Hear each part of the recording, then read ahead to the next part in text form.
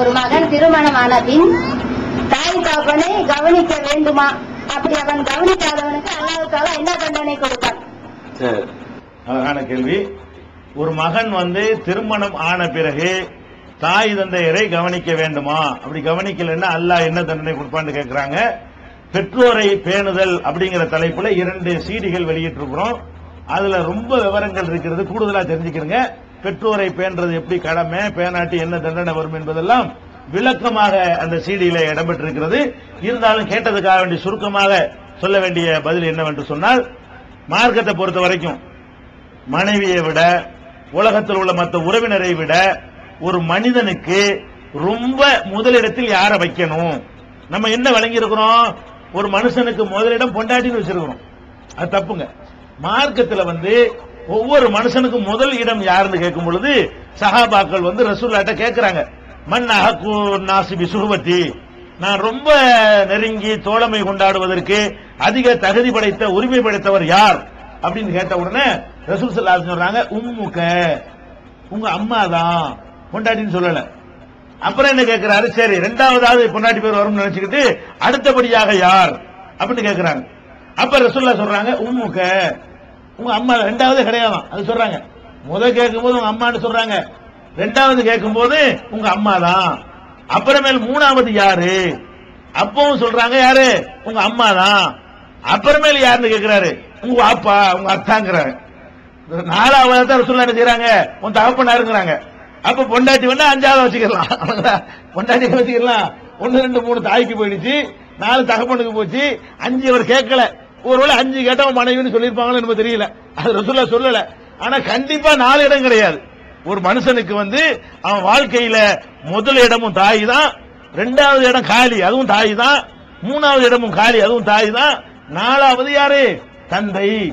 இதுல இன்னொன்னு நீங்க விளங்கணும். பெண்களுக்கு உங்களுக்கு வெறுப்பா தெரியலாம், எது புருஷனை நம்ம தானே முதல் இடமா இருக்கணும், நம்மள 4வது தள்ளனா எப்படி அப்படின்னு நினைக்கலாம். ஆனா தூரனை கூட சிந்திச்சீங்கன்னா இதுதான் உங்களுக்கு பாதுகாப்பு. ஏன்? நீங்க தாயா இருப்பீங்க. அப்ப உங்க புள்ள அவன் பொண்டாட்டியோட போயிட்டான்னா சந்தில நின்றுவீங்க. நீங்க என்ன பண்ணணும்? புள்ளதான் நம்மளை கடைசியில காப்பாத்துவான், புருஷங்காரன் காப்பாற்ற மாட்டான், அவன் முன்னாடி போய் சேர்ந்துருவான். ஏன்னா ஆம்பளை வயசு கூட தானே இருக்கு, பொம்பளைகளை விட ஆம்பளைக்கு 10 வயசு கூட தான் இருக்கு. அவன் நமக்கு போய் சேர்ந்துருவான், பெரும்பாலும் சேர்ந்துருவான். அப்படி சேர்ந்த நேரத்தில் நம்மளை காப்பாத்தி கரை சேர்க்கிறது யாரு? புள்ளதான். அப்ப தாய் தான் ஃபர்ஸ்ட், தாய் தான் ஃபர்ஸ்ட்ங்கிறத ஒட்டுமொத்தமா எல்லாரும் ஏத்துக்கொண்டு இருந்தோம்னு சொன்னா அந்த மனைவியா இருக்கிறாள அவளும் நாளைக்கு தாயா தான் போக போறா, அவளுக்கு தான் சேஃப்டி, அவளுக்கு தான் பாதுகாப்பு. இப்போ ஆச்சு இளமையா இருக்கும்போது அவள் தன்னை காத்துக் கொள்வாள். நாளைக்கு வயசான காலத்தில் ஒரு சப்போர்ட்டுக்கு ஆள் வேணும். அப்ப நீங்க வழங்கின மாதிரி உங்க புருஷன் வழங்கின மாதிரி தான் அந்த புள்ள யார மாடலா எடுத்துக்கிறேன்.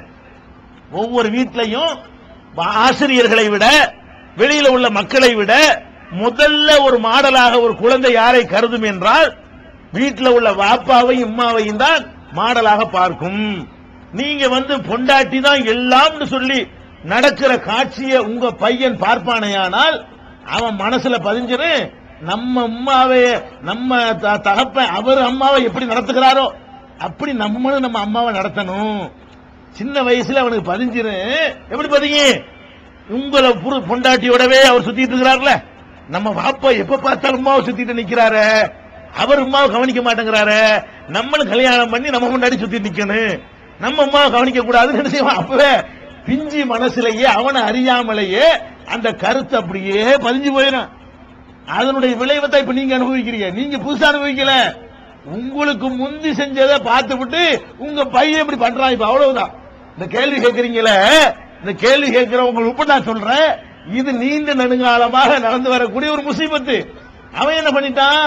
உங்க பையன் உங்களை கவனிக்கல என்று சொன்னால் உங்களுடைய கணவர் நடப்பதை அவன் பார்த்தான், நடந்திருப்பார். அப்ப பார்த்தவன் பதிஞ்சிருக்கும். அப்ப நம்ம நல்லா விவரமா புரிஞ்சுக்கிறேன்னு ஒவ்வொரு பெண்ணும் நீங்க புருஷனுக்கு சொல்லி கொடுக்கணும், உன் தாயை கவனி. ஏன்னா இவன் கவனிக்க நினைக்கிறான், பொண்டாட்டிக்காரி முட்டுக்கட்ட போடுற, கவனிக்காத, என்னைய கவனி. நீங்க என்ன சொல்லி கொடுக்கணும்? உங்க அம்மாவை கவனியா, உங்க அத்தாவை கவனி, அதுக்கு பிறகு என்னையும் கவனி அப்படின்னு சொல்லி கொடுத்தா அதை இந்த புள்ள பார்த்தா நாளைக்கு என்ன செய்வான்? அவன் பொண்டாட்டி தலைவாணி மந்திரம் போட இயலாது, அவன் அம்மா பக்கம் நிப்பான், பாப்பா பக்கம் நிப்பான்.